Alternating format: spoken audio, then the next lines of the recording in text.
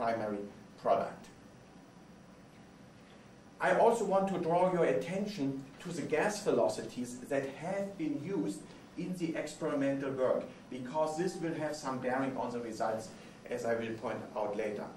In the early work it was just a few centimeters, and then Lackiewicz reported about 58 centimeters per second. I have a value of 23 centimeters from Professor Schmidt, but I think in the meantime there are also measurements at higher velocities, and we did our measurements up to 480 centimeters per second.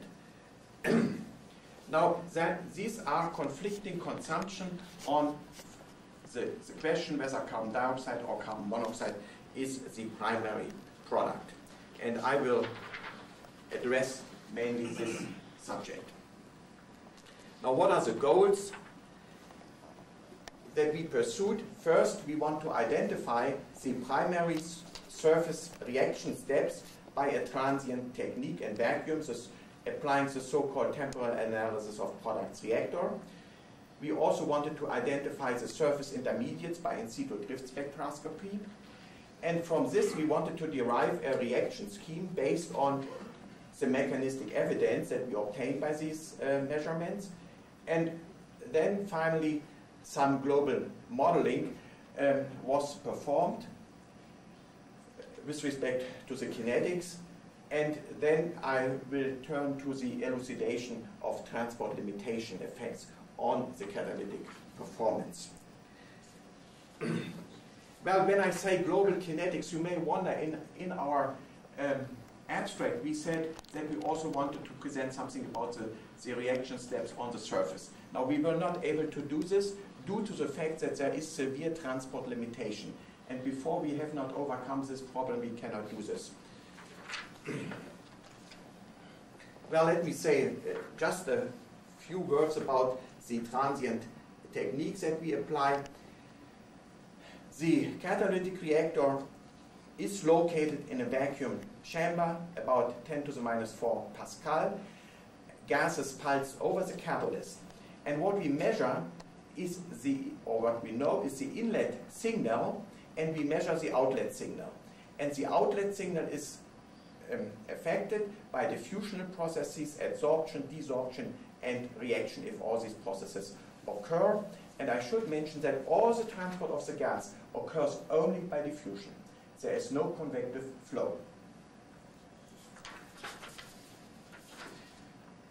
The conditions that we applied and catalysts used, we used a rhodium. I will report on rhodium gamma alumina oxide, then on rhodium black, that's rhodium powder, and the kinetic measurements have been done on platinum magnesium oxide, since this was a very stable catalyst.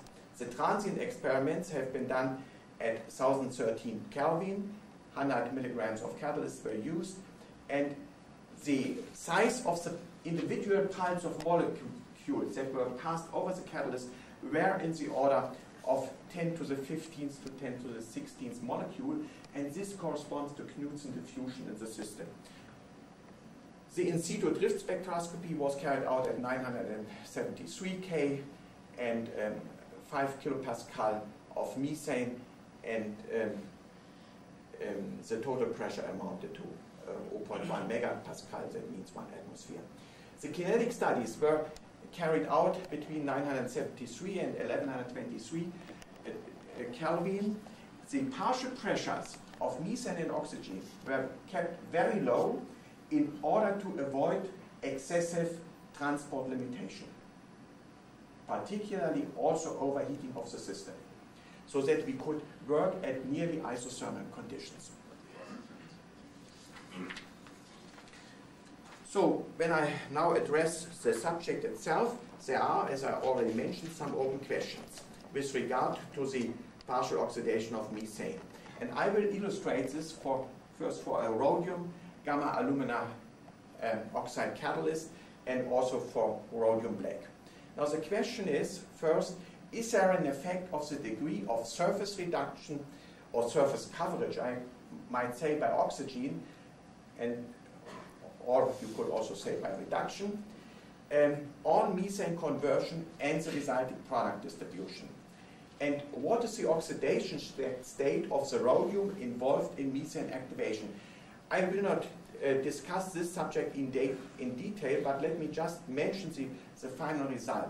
We think that rhodium 0 and rhodium 1 plus are the sites on which methane itself is activated. That means dissociative absorption of methane, while the rhodium 3 plus serves as a site for the total oxidation of methane.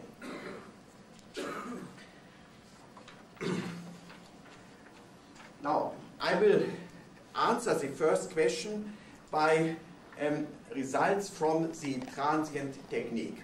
Now, that means the dependence of methane conversion and product selectivities on the reduction of an oxygen pre-treated rhodium surface. This was done for rhodium on gamma alumina oxide, and this is a misprint, and also for rhodium black. Rhodium black means that the surface is totally covered with oxygen, it is oxidized. Now, and this is the results from transient experiments. What is plotted is the methane conversion and the selectivity towards hydrogen and carbon monoxide and carbon dioxide. So we pulse and we measure the amount of CO2, CO, and hydrogen formed. And then we pulse again methane over the catalyst. And that means with each pulse, the surface is further reduced. So the degree of reduction of the surface increases from the left to the right. Now when we give the first pulse, we observe only carbon dioxide. No carbon monoxide at all. And only when we progress with further pulsing, we observe carbon monoxide. And I should mention the selectivities have been referred to 100% the sum of the products. But when you do an actual carbon balance, you will notice that some carbon remains on the surface, and that is important. Now, and our reasoning then is that the carbon dioxide reacts with the carbon monoxide, with the carbon, and then carbon monoxide is formed.